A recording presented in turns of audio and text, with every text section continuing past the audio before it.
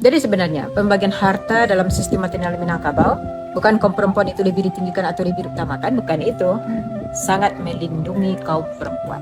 Karatau madang dahulu, babuah babungo balun. Karantau bujang dahulu, di kampung Paguno Balun.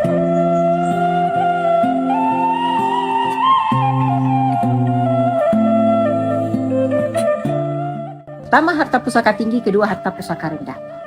Yang dimaksud harta pusaka tinggi, harta yang secara turun-temurun dari nenek moyang. Contoh rumah gadang, sawah dan ladang. Ini milik suku, milik kaum, milik bersama. Secara turun-temurun harta itu untuk yang perempuan. Cuma harta itu hak pakai, bukan hak milik. Tidak boleh dijual, boleh cuma digadaikan. Tapi untuk menggadai, syaratnya juga sangat ketat. Boleh gadaikan harta pusaka tinggi. Syarat pertama yaitu rumah gadang katirisan. Maksudnya rumah gadang banyak rusak, kita tak punya uang untuk memperbaiki rumah gadang. Ada sawah sebagai harta pusaka tinggi, boleh gadaikan sawah untuk memperbaiki rumah. Yang kedua syaratnya itu mai tabur jua dalam rumah.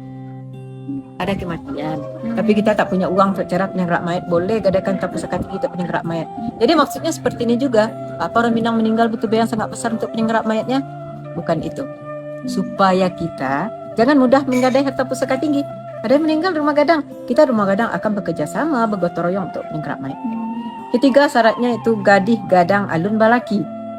Ada anak perempuan cukup umur untuk dinikahkan dalam rumah gadang, tapi kita tak punya uang untuk cara perkawinannya, boleh gadaikan harta pusaka tinggi untuk perkawin gadis. Sebenarnya untuk mempersulit menggadai juga, kan malu kita kan, acara pernikahan mewah-mewah, tapi kita menggadaikan harta, nanti jadi cemoohan atau jadi pergunjingan bagi orang lain.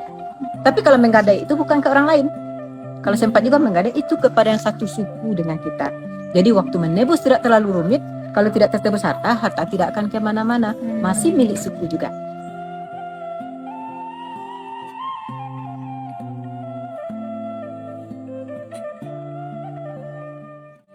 Yang kedua ini harta pusaka rendah. Ini harta pencarian orang tua, pembagian sesuai dengan hukum Islam. Hukum faraid, anak laki-laki dapat bagi lebih banyak dari anak perempuan. Tetapi anak laki-laki di Minang tidak terlalu mengharap harta dari orang tua. Kenapa gitu? Laki-laki itu sejak dulu diajarkan mandiri. Umur 10 tahun sejak dulu tidur di surau. Dewasa disuruh pergi merantau. Makanya orang Minang banyak pergi merantau. Karena ada pepatah adat yang berbunyi, karatau madang dahulu, babuah babungo balun. Karantau bujang dahulu, di kampung Paguno Balun. Disuruh anak laki pergi merantau karena belum berguna di kampung. Untuk sekarang ini merantau pertama, lanjutkan dulu pendidikan. Jadi misalnya anak laki-laki mendapat pembagian harta dari orang tua, biasanya laki-laki lebih mengutamakan dulu untuk saudara perempuan. Kalau ditanamkan nanti dalam hati anak laki mengharap harta dari orang tua, nanti anak laki jadi pemalas. Jadi apalagi orang tua kaya, laki-laki berpikir untuk apa kerja keras. Kalau orang tua meninggal dapat bagian harta lebih banyak. Tapi tidak berhasil atau tidak sukses yang laki-laki, yang akan membantu itu saudari perempuan. Ikatan kekeluargaan sangat erat. Jadi sebenarnya pembagian harta dalam sistem material Minangkabau bukan kaum perempuan itu lebih ditinggikan atau lebih diutamakan, bukan itu. Sangat melindungi kaum perempuan.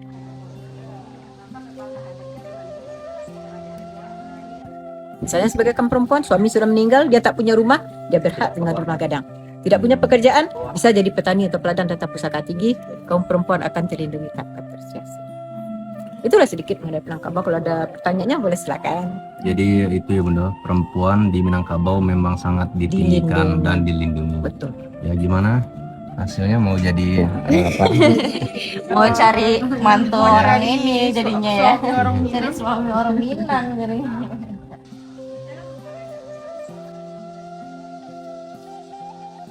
Assalamualaikum warahmatullahi wabarakatuh. Waalaikumsalam.